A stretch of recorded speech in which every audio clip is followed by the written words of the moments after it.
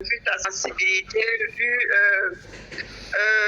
le côté difficile de ce que tu as eu à traverser. Dans une histoire, l'histoire d'une vie est toujours plus longue que ce qu'on peut faire, ce qu'on peut raconter en 2 heures. Nous l'avions fait en 2 heures. Alors, tu reviens aujourd'hui, c'était question vraiment de croiser les, comment on appelle ça, de croiser les parcours, hein. Donc, je te laisse la parole pour que tu déroules l'histoire à partir de l'endroit qui te vient à l'esprit ou bien l'endroit que tu as choisi. Et puis, de temps en temps, d'être colonial, voire même Michel, nous allons te couper un tout petit peu pour te poser des questions si quelque chose nous venait à l'esprit. On fait ça? Oui, on fait ça. Déjà, mon commandant, ouais. je voulais rappeler quelque chose à Maman Karine, que les deux viennent d'arriver, de quitter le Cameroun et ils m'ont trouvé ici, donc 21 ans dans les talons. Donc tu peux les laisser, ils vont s'entretuer entre deux, et à la fin, on va prendre. Donc je laisse le commandant parler. Ok, les newcomers, comme on disait, comme quand on reprenait une classe, quand on redoublait, on appelait les autres les newcomers. Ok, entre Michel et Calibri newcomer, moi aussi j'ai plus de, je suis arrivé ici quand j'ai 20, je ne compte plus, au-delà de 20 ans, je ne compte plus. Donc, allez, mon commandant, nous t'écoutons. Voilà, déjà, c'est un plaisir de partager le plateau avec Michel Bienton, que j'admire bien, surtout son courage et sa détermination dans le combat. Avant de commencer, je ferai un appel à toute personne, surtout les jeunes filles, une fille et un homme. C'est pour l'enregistrement d'une émission qui parlera, une grande émission dans une grande chaîne de télévision et de radio, qui parlera, n'est-ce pas, de cette aventure-là, de ce que nous avons subi, de ce que nous avons vécu.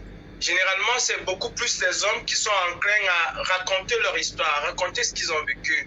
Et les femmes, une fois arrivées en Europe, malheureusement, elles oublient un peu le calvaire par lequel elles sont passées. Elles oublient de raconter leur histoire. Ce qui est sûr, c'est que tôt ou tard, ça va vous retomber dessus. Je pense qu'il est important de témoigner. Témoigner, il ne faut pas avoir honte pour témoigner, pour dire ce qu'on a vécu. Du coup, s'il y a une fille qui nous regarde, s'il y a un homme qui nous regarde et qui aimerait participer à cette émission, qui va être bien sûr produite par une grande maison de radio et de télévision, essayez de prendre contact avec moi pour qu'ensemble nous puissions voir comment est-ce qu'on va préparer cette émission-là. Aussi, Michel a dit quelque chose qui est pratiquement l'ADN de ce gouvernement. Ce que Michel est en train de raconter, c'est terrible. Et on ne peut pas dire qu'on est dans un état de gloire. Je suis désolé de ne pas trop... Je vais revenir sur mon parcours, mais je suis obligé de me caler un peu sur l'histoire de Michel, qui n'est pas un cas isolé, qui est un cas que vivent pratiquement près de la moitié, voire plus de la moitié des personnes qui sont en prison. Je tiens à vous rappeler qu'ils sont des prévenus. Peut-être parce qu'on n'a pas dit bonjour à la femme du commissaire, peut-être parce que la femme du commissaire t'a éclaboussé avec de l'eau et que tu as essayé de dire mais madame, qu'est-ce que vous avez fait, on te chope, on te met en prison sans aucune autre forme de procès, sans rien du tout. On vit dans un pays où, en général, comme on dit, c'est l'histoire du loup et de l'agneau. C'est la loi du plus fort qui est la meilleure, c'est la loi du plus fort qui prévaut. Il y a Sidik Sangou qui est aujourd'hui en prison, tout simplement parce que quelqu'un a sorti un message WhatsApp hors de son contexte, et le gars aujourd'hui est en prison. Et beaucoup de personnes ont complètement oublié Sidik Sangou. On n'en parle même pas. Personne ne s'émeut de la situation de Sidik Sangou.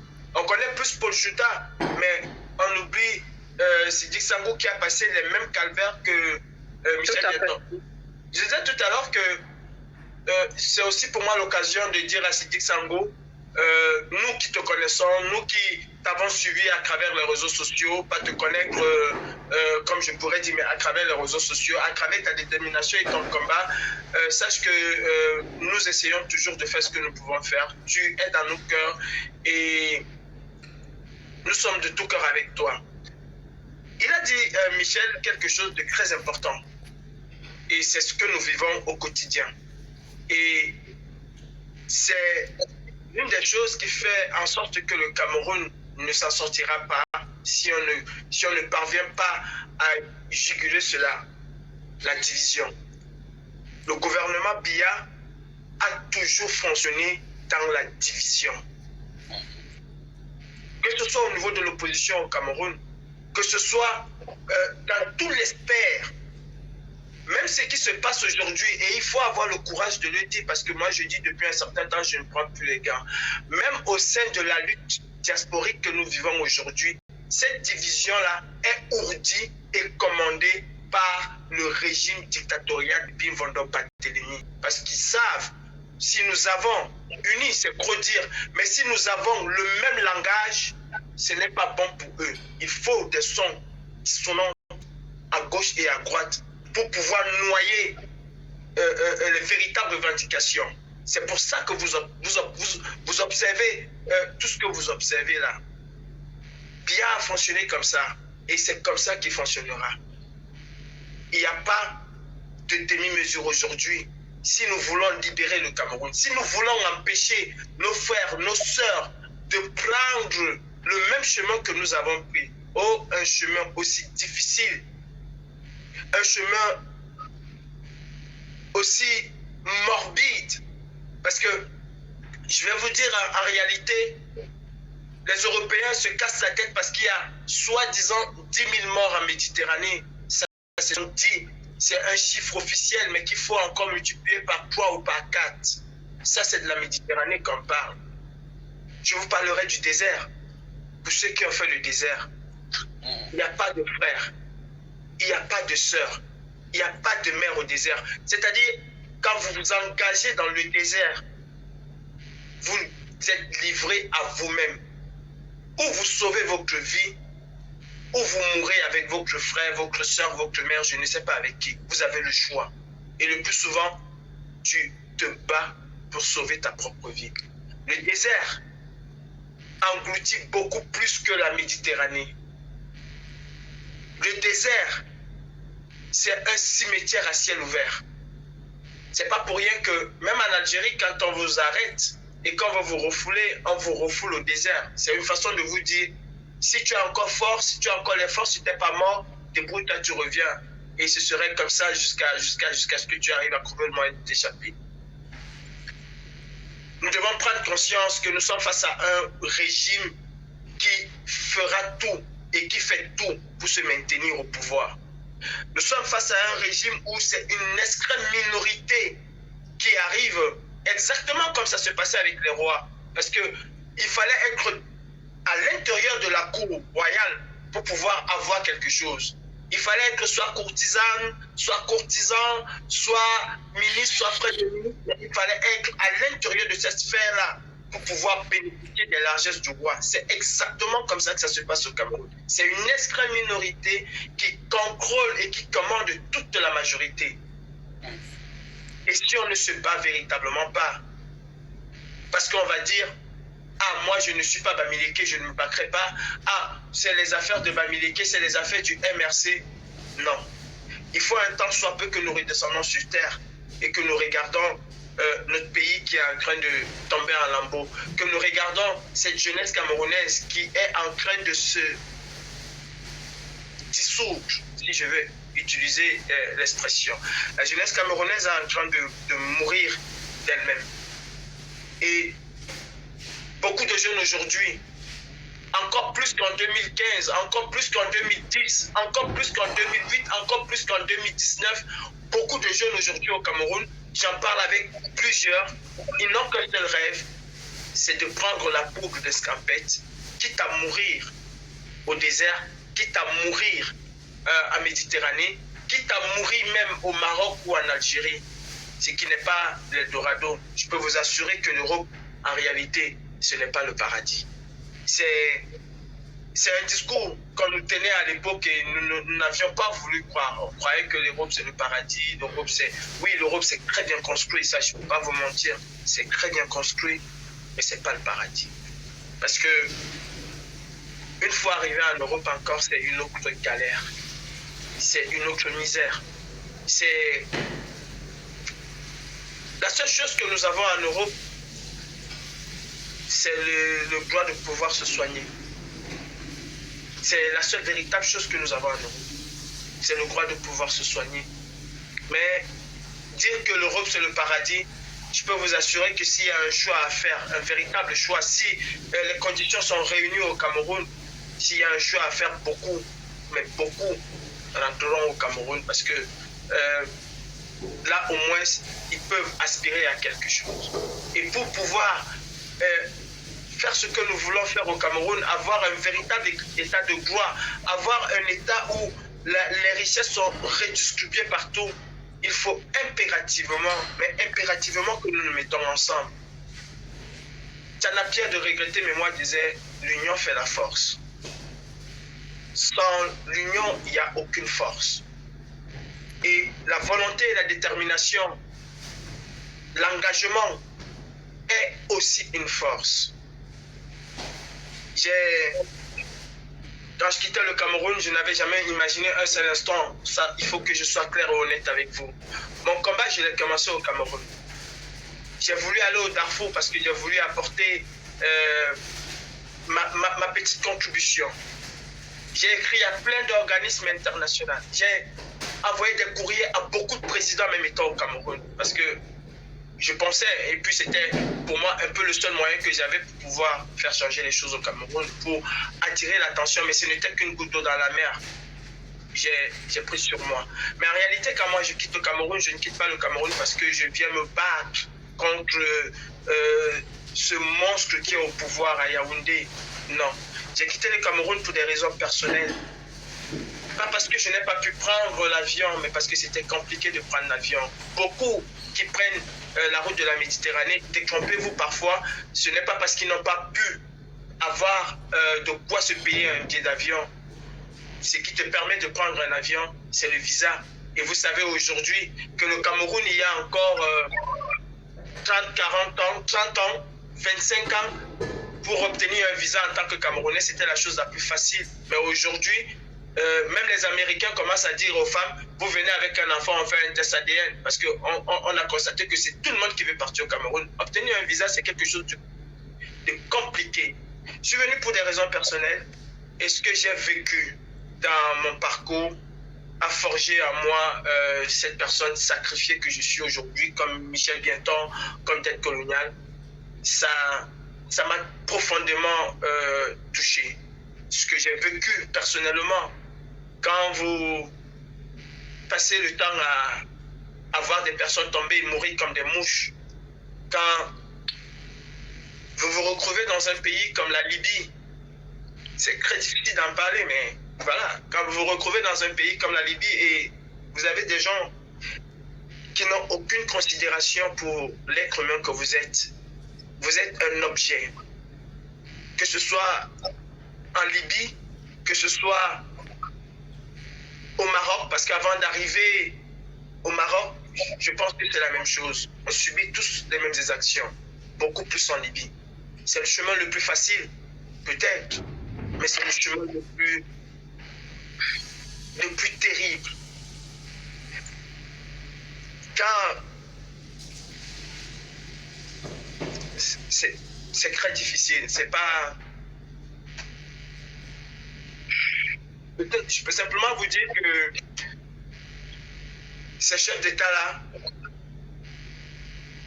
il faut qu'on soit complètement unis pour pouvoir se libérer de ces chaînes.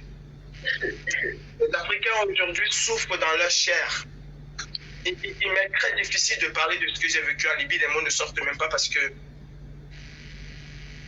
enterrer autant de personnes que moi j'ai enterrées, voir des sœurs camerounaises qui ont été violées devant moi, enterrer des enfants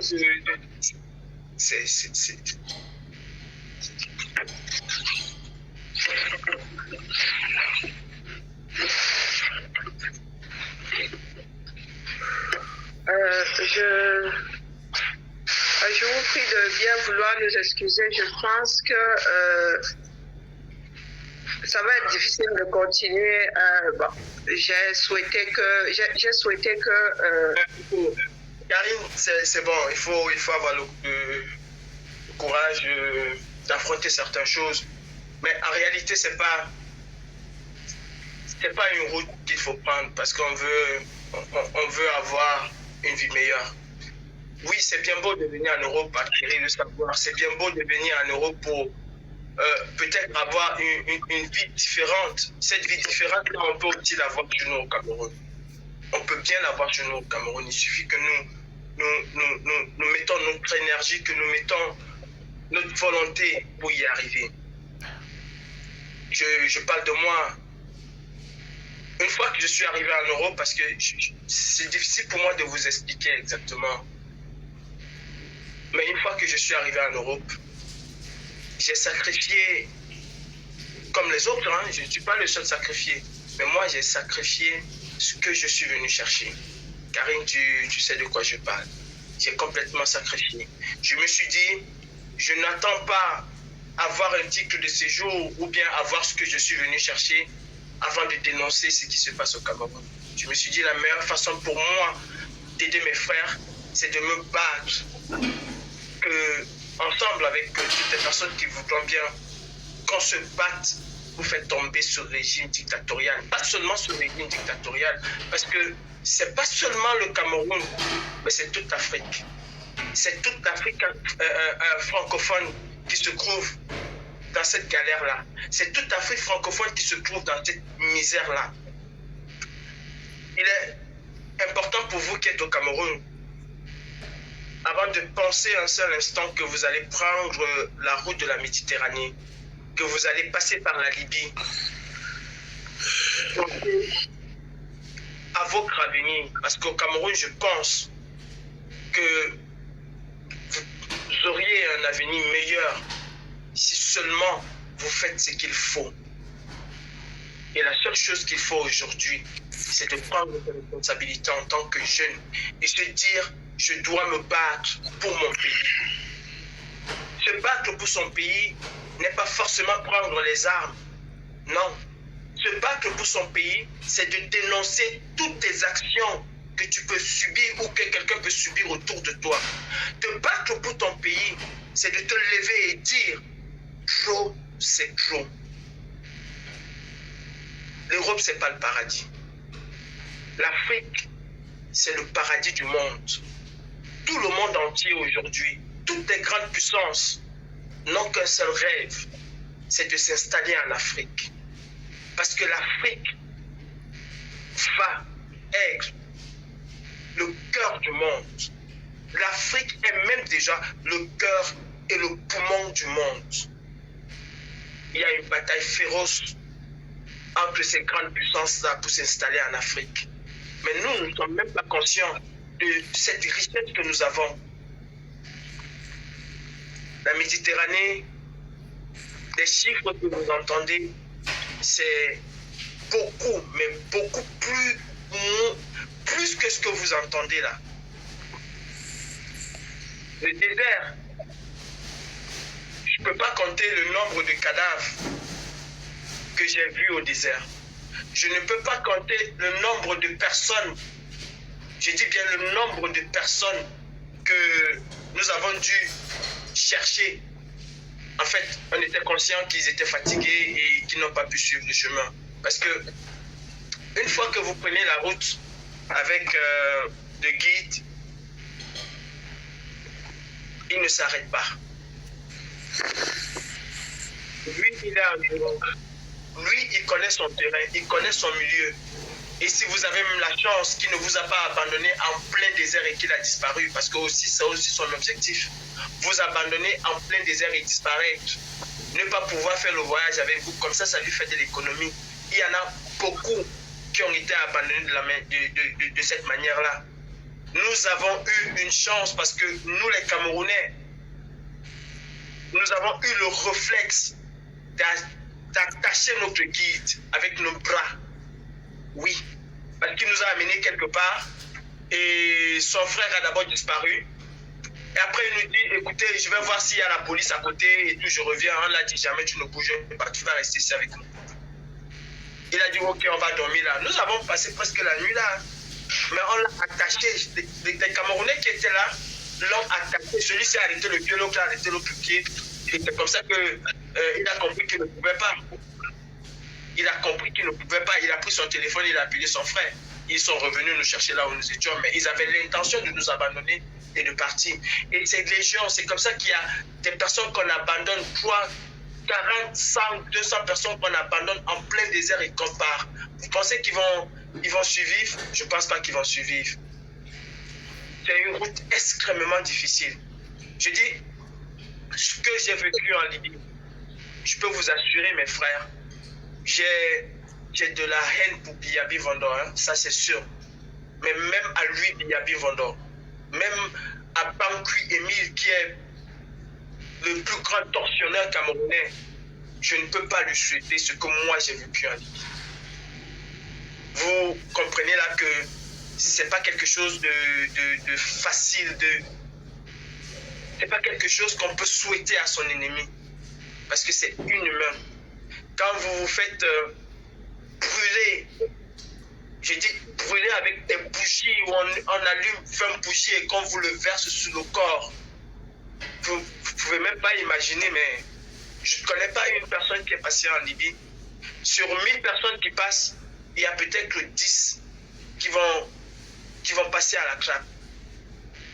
Et 990 vont subir des choses les plus horribles que vous n'avez jamais imaginées. Jamais imaginé. Ceci en complicité, bien sûr, parce que l'arabe a sa cruauté. Ça, il faut le dire. Mais l'Africain aussi a sa part de cruauté. Tout ce qui s'est passé en Libye, tout ce que moi j'ai vécu, l'Africain n'était jamais loin de ça. Il était toujours prêt, juste à côté. Il participait toujours. Bon, dis-toi que celui qui va même te tuer en premier là, ce serait ton propre frère black. Ce serait ton propre frère camerounais. Ce serait ton propre frère Bata, Betty, il s'en fout. Une fois qu'il est là, camerounais, tu parles même pas toi que lui, c'est pas son problème. Tout ce qui l'intéresse, c'est son argent. Tu deviens une marchandise pour lui. Quand vous entendez, on vous dit qu'il y a un trafic d'êtres humains, ce n'est pas seulement les Arabes qui le font. Ce n'est pas seulement les Arabes. Même ton propre frère, je parle des Camerounais par lesquels je suis passé. Et tu représentes une manne financière pour lui. Tu es un objet. Tu es du liquide. Tu es du cash.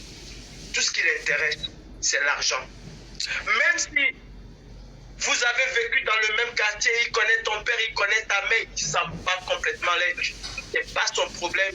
Tu appelles, on envoie son argent et il te confie à une autre personne qui va encore te racketter, qui va te confier à une autre personne qui va te racketter. Avant d'arriver déjà en Algérie, je veux dire à Alger, tu as été vendu à 10 personnes. Parce que tu es vendu en réalité. Tu es vendu dans des ghettos. Une fois que tu arrives même avec ton argent, on le prend. Et il va falloir que tu bosses pour payer cela. Ce qui coûte 1 euro, on te le vendra à 25-30 euros. C'est à prendre ou à laisser. De toutes les façons, tu n'as pas le choix, tu le prends. Si on t'a donné un morceau de savon, ce morceau de savon-là, tu vas le payer à 2000 dinars ou à 3000 dinars. S'il t'a dit 3000 dinars, tu montes au ciel, tu descends, il n'y a que ton cadavre qui ne pourra pas le payer. Il n'y a que ton cadavre qui ne pourra pas le payer. S'il t'a dit 3000 dinars, tu montes au ciel. Ce qui veut dire que nous devons aujourd'hui prendre tous conscience. Nous pouvons sauver des vies au Cameroun. Aujourd'hui, je me bats avec tout cet engagement parce que je pense que nous pouvons sauver des vies au Cameroun. Ce qui nous ramène à ce combat que nous menons. Nous ne menons pas ce combat parce qu'on va être des ministres au Cameroun. On n'en a même pas les capacités pour nous. Et puis, quelqu'un comme moi, j'ai jamais aimé travailler pour quelqu'un. J'ai toujours été libéral à mon compte. Bon, moi, travailler pour quelqu'un, je pense même pas. En réalité, je pense même pas. J'ai toujours été quelqu'un qui s'est lancé dans ses propres affaires, quitte à vendre l'eau au marché, mais que ce soit moi-même mon propre patron. Je ne vais pas avoir un patron demain. Je ne supporte pas l'autorité.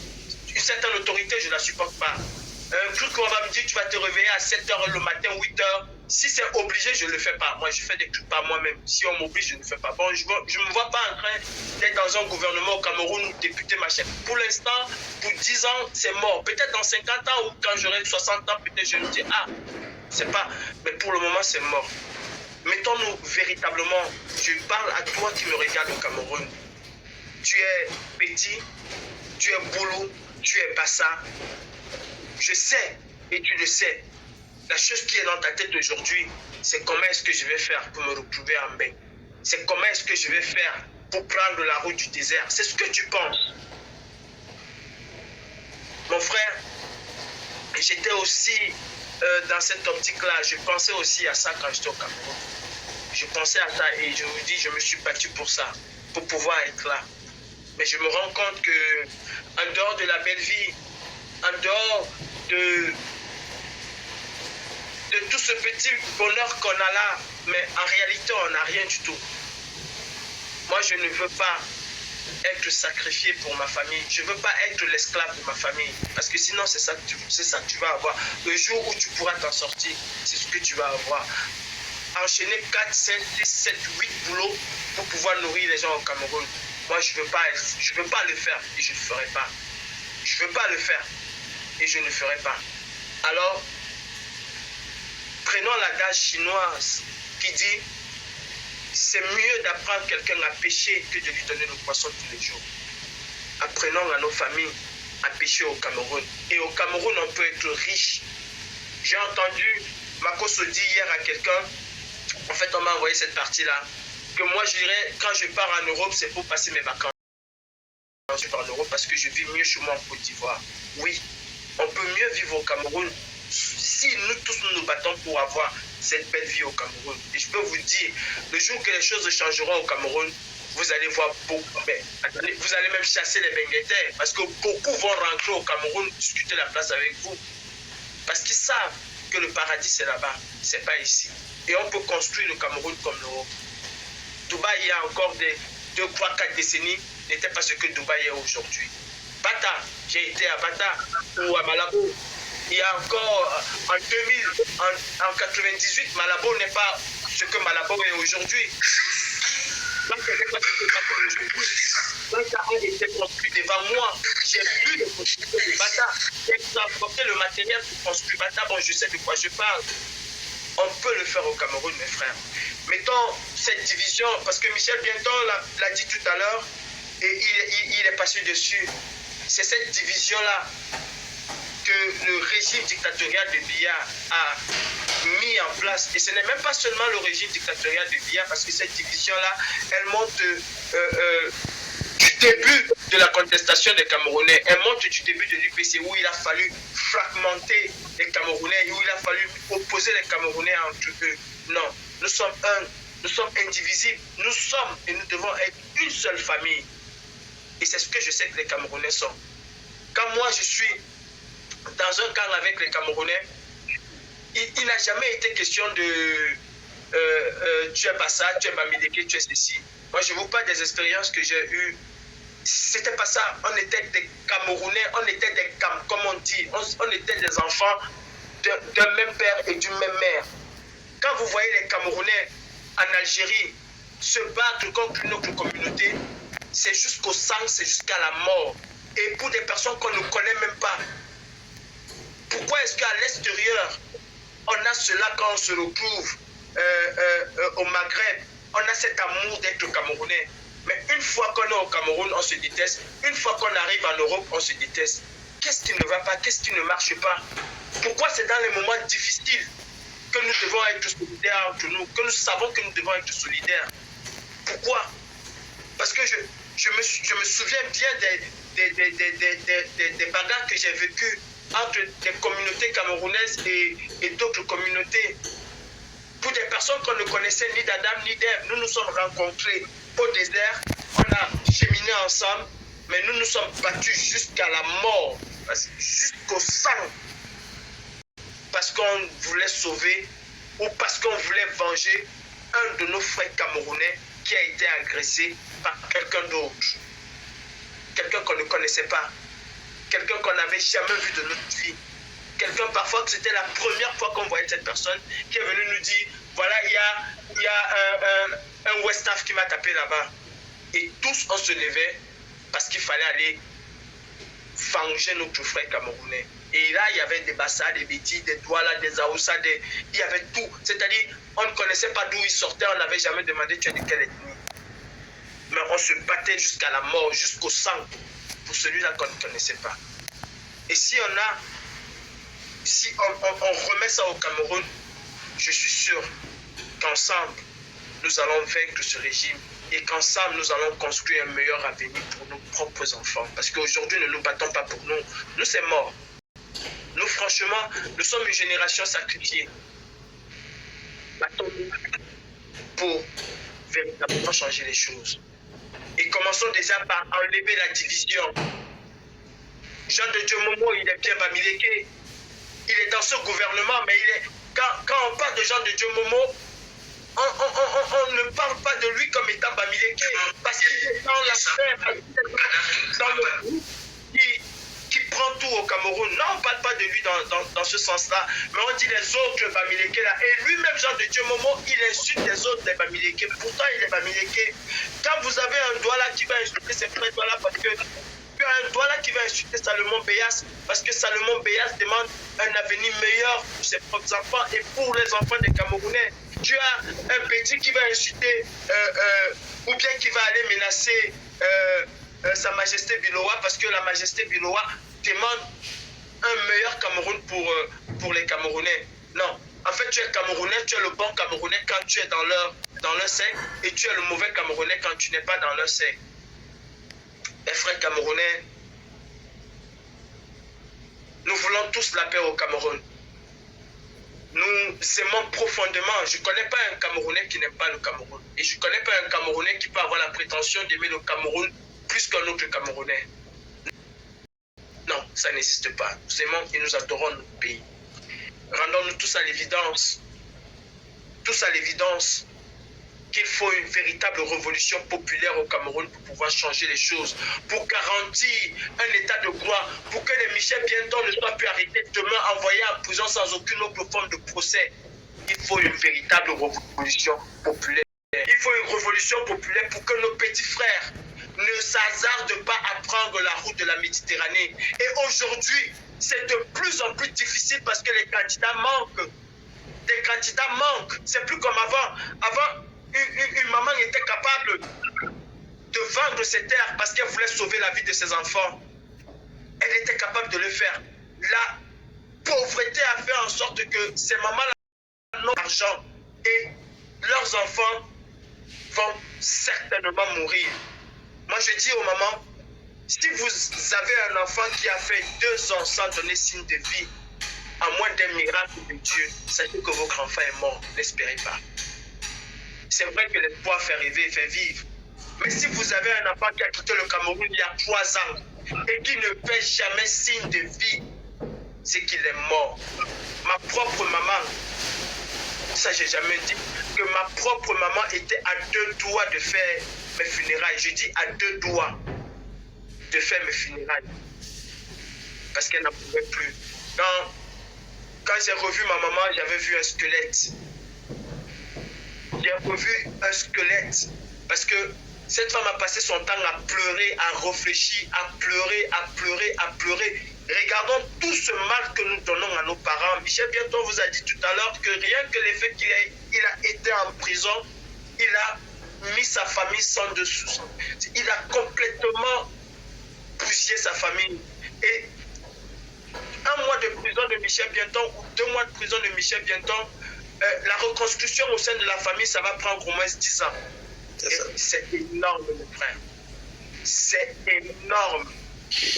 Quand je vois quelqu'un qui a souffert autant que nous avons souffert et qui vient en Europe, qui dit Paul Biya Ayop, celui-là, c'est un véritable monstre. c'est un véritable démon. C'est quelqu'un qui il mérite l'asile en réalité. En réalité, il mérite l'asile. Le pouvoir ne se donne pas. Le pouvoir est arrangé. On va me dire que Gandhi a pris le pouvoir ou bien que Gandhi a prôné la non-violence. Mais allez écouter les paroles de Gandhi. On va me dire que Martin Luther King a prôné la non-violence. Allez écouter Martin Luther King. Quand Martin Luther King vous dit, il vous dit que l'oppresseur ne donnera jamais la liberté à l'oppressé. C'est à l'oppressé de prendre, d'arracher la liberté. C'est ça. Il le dit. L'oppresseur ne donnera jamais la liberté à l'oppressé. C'est à l'oppressé d'aller prendre sa liberté. On ne prend pas avec amour. Quand on prend quelque chose à quelqu'un, on le prend de force, on l'arrache. Il faut que nous arrachions le droit au Cameroun. Il faut que nous arrachions la démocratie. Il faut que nous arrachions la liberté. Il faut que nous arrachions et que nous instaurons au Cameroun un état de droit. C'est tout ce qu'on demande. Une meilleure redistribution de richesses. On ne peut pas